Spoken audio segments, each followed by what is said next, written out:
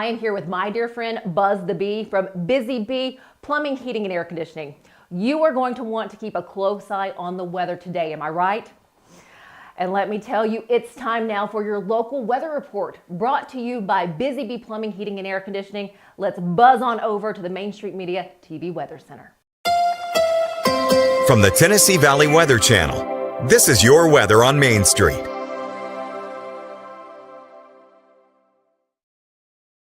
Well, good Wednesday morning. Taylor Platt here in the Tennessee Valley Weather Center with a quick look at your forecast. Starting off the day, a few clouds around, temperatures getting up into the 70s and 80s quickly. Maybe a small chance of an isolated shower or storm during the day. I think most places end up being dry. Your evening forecast should be dry across the area with temperatures still hanging on to that 70-degree mark. By the time we get to the morning, we will have a possible batch of showers that move through with cloudy conditions and temperatures in the 60s. 7-day forecast looks like this. By the time we get to the weekend, really good, nice weather is expected across the area. Really good, nice weather. I guess you could make any word you want with that. Fantastic, beautiful, whatever it is. It is looking great this weekend. Mostly sunny skies with temperatures in the middle 70s. Thank you for that update. Tune in each day on Mornings on Main Street for an up-to-date weather report brought to you by Busy Bee Plumbing, Heating, and Air Conditioning. All of their contact information is below. Have a great day. Good morning, Stefanie. Good morning. Hi, kids. Hot tea.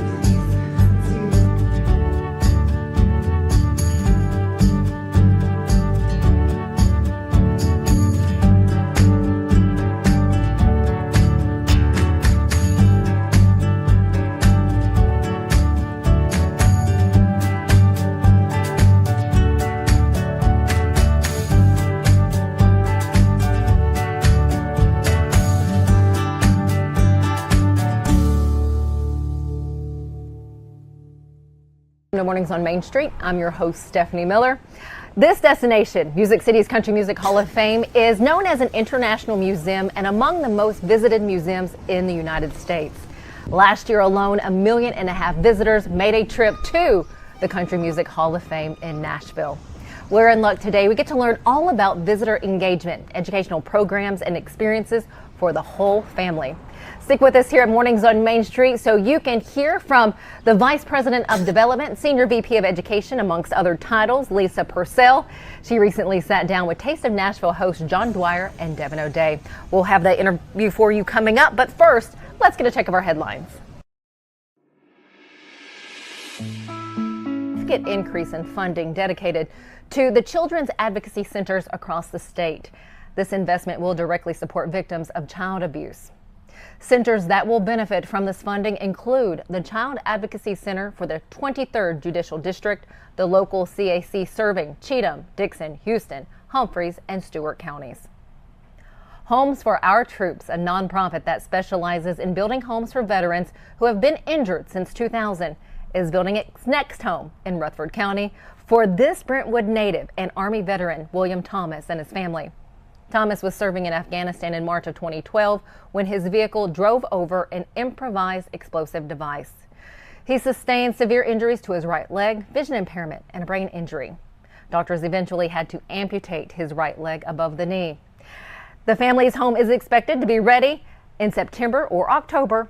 Homes for Our Troops has now built 11 homes in Tennessee. Writing and broadcasting about the accomplishments of Wilson County athletes, Wilson Post and the Chronicle of Mount Juliet sports editor Tommy Bryan is gearing up for his next chapter, retirement. Main Street Media of Tennessee owner Dave Gould says that Bryan has set the standard for sports coverage across the state. And while we are very sad to see him retire, we are excited that he will have time to relax, travel, and enjoy life. You can read through these stories and many others from our Middle Tennessee communities just by going to mainstreetmediatn.com.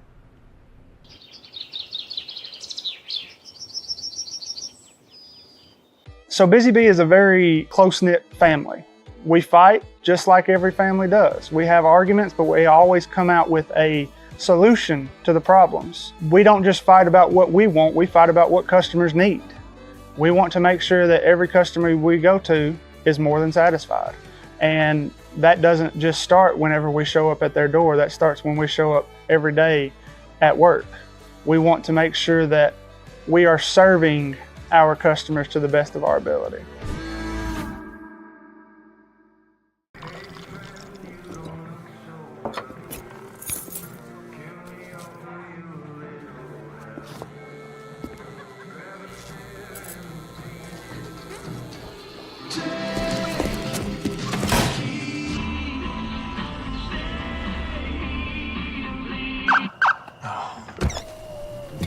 You're seeing the signs too, right?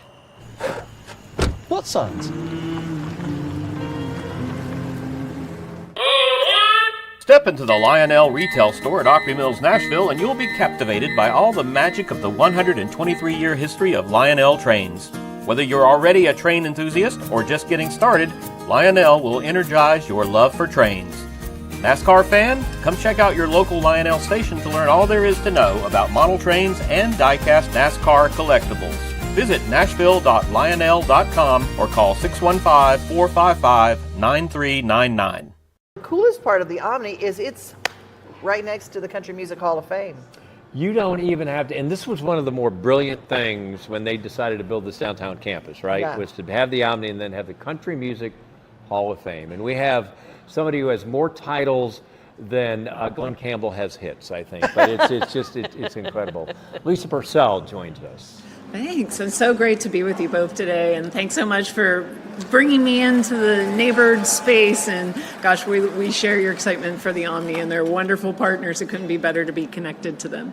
VP of Development, Senior VP of Education, Development and Community Outreach, Senior VP External Affairs, Executive VP External Affairs, I mean, you're here, so that's good. We can't put all that under her face right now as you're watching this show, is That's what right. we're saying. Yeah. You have a lot of hats, and you do a lot for the Country Music Hall of Fame. I have about the coolest, most fun job all of the time because I get to work closely with the museum, with the creative community, with education of diverse audience, and just broad storytelling so people know what's happening at the museum, feel welcome, and can engage with us. And that's the whole thing. Being in a town where the history is held, and then additionally being in the town where the community engages, gives us such a unique opportunity to share stories with people globally from a first-person perspective of the creators. And gosh, we could not do what we do without the creative community, and we're so fortunate to be an international museum located in the hometown where so many of our creators live. It's such a unique place to work, endlessly interesting, incredibly exciting, and gosh, just glad to share it with you today. Let's talk a little bit about education. What do you have to educate people about? You know, people come here, they love country music or they know about it, but there are so many programs for kids and for teenagers and for adults and people that wouldn't even know they liked country music until they go to one of your experiences. Absolutely. And we definitely have programming for whole families of all ages. People often think, like, I'm coming to the museum with my family, and it could be a husband and wife, it could be with kids, but it's definitely a great activity for everyone. And we try to have something for every age. Last year, the Country Music Hall of Fame and Museum is among the most visited museums in America. So we had 1.5 million guests in nearly last year. What? So when you think of that, it's like, okay, so how do you engage people more? We have general visitor programs, like public programs and activities, whether it is a songwriter session every Saturday or a musician spotlight every Sunday or a deep dive on exhibitions. For kids and families, we're home to the Taylor Swift Education Center. So we have drop-in programs constantly. We wrote about 10,000 songs with kids last year. We're a history museum. So gosh, even if you do or do not love country music as a first listen, it's an American history museum that tells the story of America through its music, country music. So there's truly something for everybody. The number one attraction, do you have a foam finger for that? Don't you think? Okay, Yes. Well, we'll use these for I'm onto something. We're going to market that. Number one attraction in Nashville, the source there, the Nashville Business Journal. I know this always happens. What do you do when people from out of town come? This is always the thing. Good question. But it can be intimidating. It's like because we remember when it was on Music Row, right? Like 40, you said 40,000 square feet. Now it's 350,000. And it's just like, what do you take it? How do you conquer it? You know, that is an amazing question and challenge for our curators, and they're game for it. So we have an exhibition called Sing Me Back Home, and it takes you on a journey through country music from the roots of America, because immigration and the diverse ways people that came to the country and brought their music with them and how it developed these sounds. We go from that, and then it picks up in a really strong way around commercialization and radio and recordings. And from the 1920s, we are running period by tastes and flavors and how culture inflects music and what's happening historically. And we get all the way down to present day in that timeline. And then we pepper it with different exhibitions, and we try to be really intentional about making sure there's something for everyone. If Taylor Swift is your entry point along the way, maybe you'll discover Shania Twain. Maybe before that you will uncover Reba, and maybe before that you'll uncover Patsy Cline, Tanya Tucker. So it's all interconnected. All right, I'm done. That was. And there's something for everyone, and we really try. Well, you have one of the coolest segments that I love, the Poets and Prophets that you do. If you have not gone to one of the songwriter sessions in the Ford Theater, oh my gosh, it's so amazing. Thank you for saying so. So every Saturday, the museum has a songwriter session. The songwriter sessions, if you've been to the Bluebird Cafe or wanted to experience songwriting all in one time, free, no additional charge with museum ticket based on availability, roll into our Ford Theater, enjoy a songwriter sharing their songs and telling their story and their craft and talking about their craft every Sunday, musician spotlights, and then going to your Poets and Prophets in Nashville Cats. Songwriters and musicians are such an important part of the story, and the museum selects 3 poets, so Poets and Prophets, amazing songwriters with very storied careers, and same on the musician side for Nashville Cats, selects 3 a year and does a deep audio-visual dive on those artists and musicians' careers and walk through their history with audio-visual led by a museum curator, and generally there's some music in that too. So just all of the ways that we can tell stories, and 2, elevating the role of songwriters and musicians in popular culture and capturing it on media and making it available on our website for free. Such an important part of documenting American history, and stays with people for their lives. It's just a really important touchstone and an accomplishment, and we feel like, in no intention of being morbid in any way, when some Nashville Cats or poets pass away, that we have their story and history to share with media and to share with fans. It's just such an important part of our work of collecting and preserving the history. So that happens archival in collections in so many different ways, and that's what our job is, to hold all these things in the public trust. You have it in queue. You have it, ready to go. The theater there. My experience at News 2, one of the many in that theater is somebody said, hey, we need somebody to cover this Neil Young thing, and so when he was doing a country album. The thing to try to keep ahead with these types of buildings and events is the technology, right? People expect to up your game, and it sounds like you have not only been ahead of the curve, but way ahead to make sure it's very interactive for all ages. Thank you for saying so. We are constantly challenged to how do we share this story. Our job is to collect, care for, and share this story with global audience. So really proud that our social media channels have exceeded 1 million followers over the last year. And the sky is the limit. So how you produce things as folks that are part of content making every day, short form, quick things, to these long form programs. What we've learned is people will find good content in whatever length, and it's our job to service people in all of the ways that they need it, in the galleries with audiovisual and collections, and then online too. One of my favorite online things that I just need to share is we started doing exhibits online in the pandemic, and making resources online in the pandemic. Correct. And sometimes, those hardships create silver linings. It's how do we continue to serve? What do we do?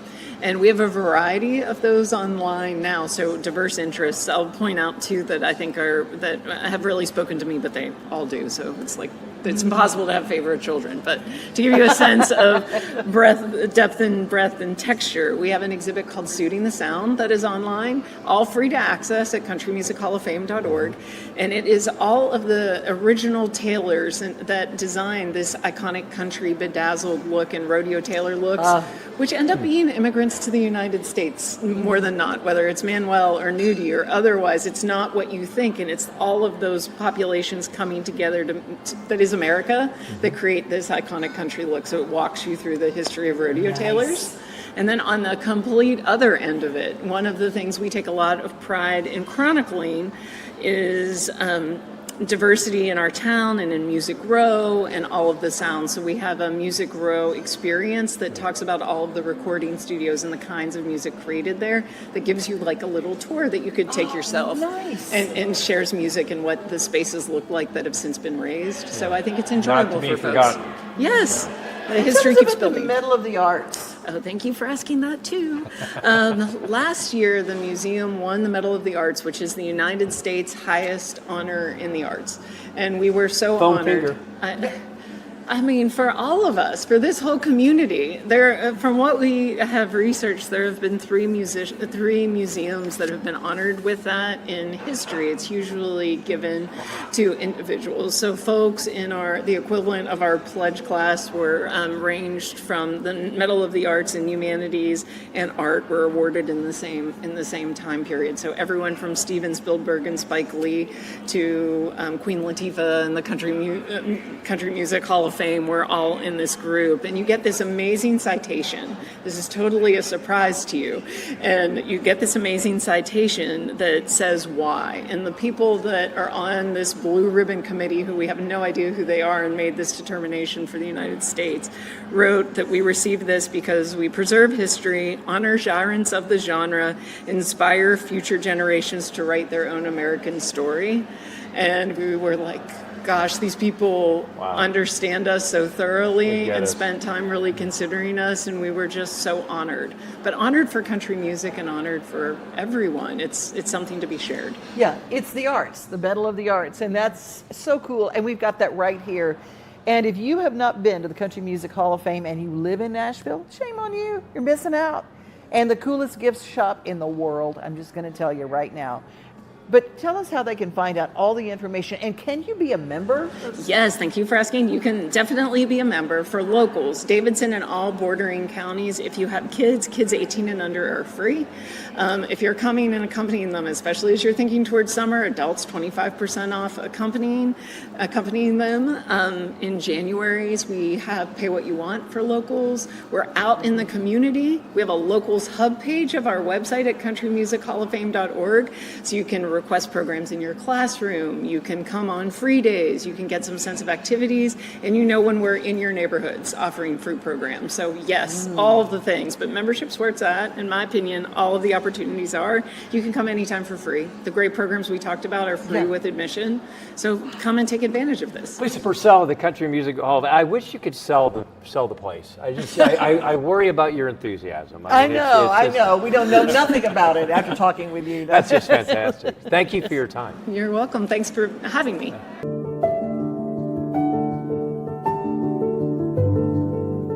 Welcome to the Omni Nashville Hotel. Urban elegance with a vintage touch. Our 800-room hotel opened up in the fall of 2013 with 746 guest rooms and 54 suites.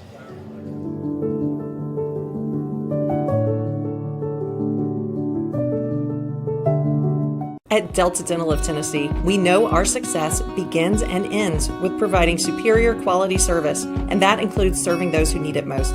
This year, we're celebrating 25 years of giving back to the community we call home. Delta Dental, along with our Smile 180 Foundation, supports Tennessee's dental colleges and oral health education, children's hospitals, free and reduced cost dental clinics, and other like-minded charities.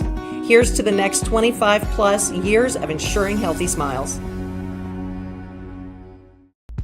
Thank you so much for joining us here at Mornings on Main Street. Be sure to download our mobile app, Main Street Media TV Mobile, to catch all of our episodes of Mornings on Main Street Sports Today, Taste of Nashville, Community Checkup, and all other programming. Have a wonderful afternoon. We'll see you back here tomorrow.